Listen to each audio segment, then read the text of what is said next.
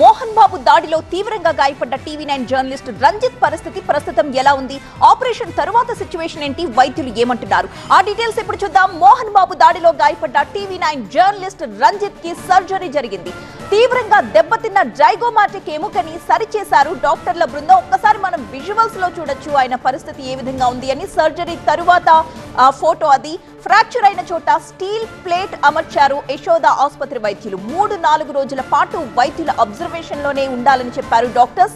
మోహన్ బాబు దాడిలో రంజిత్ కి మొత్తం 3 చోట్ల జైగోమాటిక్ ఎముక ఫ్రాక్చర్ అయింది. కంటికి చెవికి మధ్య ఉన్న సున్నితమైన ప్రాంతంలో ఈ ఫ్రాక్చర్ జరగడంతో సర్జరీ చేయడానికి 3 గంటల పాటు సమయం తీసుకున్నారు డాక్టర్స్.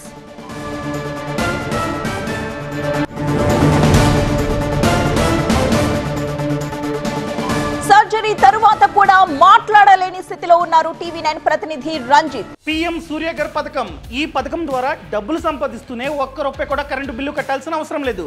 అది ఎలాగో తెలుసుకుందాం అనుకుంటున్నారా? అయితే ఫ్రీడమ్ యాప్ ని డౌన్లోడ్ చేసుకోండి. అతి కష్టం మీద ఆ రోజు ఏం జరిగిందో వివరించే ప్రయత్నం చేశారు రంజిత్.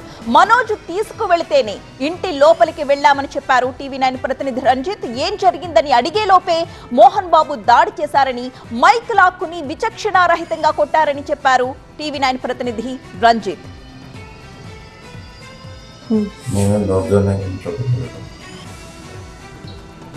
ఏం జరిగింది అసలు? గేట్ పంచలు పట్టుకొని మనోజ్ లోపలికి వెళ్ళేటప్పుడు ఇంట్లో దాడి జరిగిన తర్వాత బయటికి గేట్ దగ్గరకు వచ్చి అక్కడ ఉన్న మీడియా వాళ్ళను మనోజే చేయబట్టి మరి లోపలికి తీసుకుపోయాడు. పోలీసులంతా ఏకపక్షంగా వ్యవహరిస్తుండ్రు, మీరు రండి, మీడియా వాళ్ళు బయట ప్రపంచానికి చూపెట్టండి ఏం జరుగుతుందో అని చెప్పి తీసుకెళ్ళాడు. కొంచెం మనోజ్ మాట్లాడిండు. ఆ తర్వాత అసలు ఏం జరుగుతుందని మోహన్ బాబు గారి దగ్గర మైక్ పెట్టగానే ఆయన నా పైన దాడికి పాల్పడ్డాడు. లోగోతోటి కొట్టడం ద్వారా అంతా బలమైన గాయాలయ్యాయి. పోలీసుల సహాయం తీసుకుందామంటే వాళ్ళంతా ఏకపక్షంగా వ్యవహరిస్తున్నారు. మీడియా నాతో వచ్చి నాకు అండగా నిలబడండి అని ఆయన పిలిస్తేనే తాము అక్కడికి వెళ్ళాము. ఆ తర్వాత గేటు లోపలికి కూడా ఆయన కూడానే తీసుకుని వెళ్లారు అని చెప్పి రంజిత్ అతి కష్టం మీద మాట్లాడే ప్రయత్నం చేస్తూ ఆ రోజు ఏం జరిగిందో వివరించారు. మనం ఇప్పటివరకు అదే మనం చూసాము. ఒక్కసారి ఆయన విజువల్స్ చూసినట్లయితే రైట్ సైడ్ తలకి ఆపరేషన్ జరిగి సర్జరీ జరిగిన తరువాత ఆయనకి నోరు మెదపడానికి కూడా చాలా కష్టతరంగా ఉంది. మరి ఇక ఆహారం ఏ విధంగా తీసుకుంటున్నారు, ఈ రోజు ఆయన పరిస్థితి ఏ విధంగా ఉంది, ఉదయం లేచిన తరువాత ఆయన సిచ్యువేషన్ ఏంటి, మా ప్రతినిధి ప్రణీత లైవ్ లో అందించడానికి సిద్ధంగా ఉన్నారు.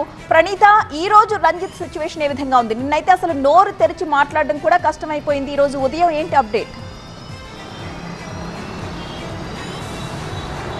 దాదాపు నిన్న ఆఫ్టర్నూన్ 3 అవర్స్ పాటు కూడా యశోద వైద్యులు ఆయనకి సర్జరీ చేశారు. సో అతి కష్టం మీద సర్జరీని కూడా యశోద హాస్పిటల్ వైద్యులు కంప్లీట్ చేశారు. ఎందుకంటే కంటికి చెవికి అత్యంత సున్నిత ప్లేస్ ఇది. ఈ ప్లేస్లో రంజిత్కి సర్జరీ చేశారు. అయితే సర్జరీ చేసిన తర్వాత అక్కడ స్టీల్ ప్లేట్స్ని ఈ పార్ట్ అంతా కూడా రంజిత్కి అమర్చారు. అయితే ఇన్సిడెంట్ జరిగినప్పుడు అది పెద్ద దెబ్బగా కనిపించినప్పటికీ సిటీ స్కాన్ తీసి ఎక్స్రే తీసిన తర్వాతనే అసలు వాస్తవం బయటపడింది. మొత్తం ఇక్కడ ఉన్నటువంటి జైగోమాటిక్ బోన్ అంతా కూడా 3 లేయర్లలో ఫ్రాక్చర్ అయినట్లు ఇద్దరు హాస్పిటల్, కేవలం ఒక హాస్పిటలే కాదు, మొదట శంషాబాద్ ట్రిడెంట్ హాస్పిటల్ తీసుకెళ్ళి అక్కడ స్కాన్ చేయించారు. సో అక్కడ అదే రిపోర్ట్ ఇచ్చారు. సో అక్కడ నుండి మెరుగైనటువంటి వైద్యం కోసం సర్జరీ చేయాలని అక్కడ ట్రిడెంట్ హాస్పిటల్ వైద్యులు చెప్తే యశోదాకి రంజిత్ తీసుకొచ్చారు.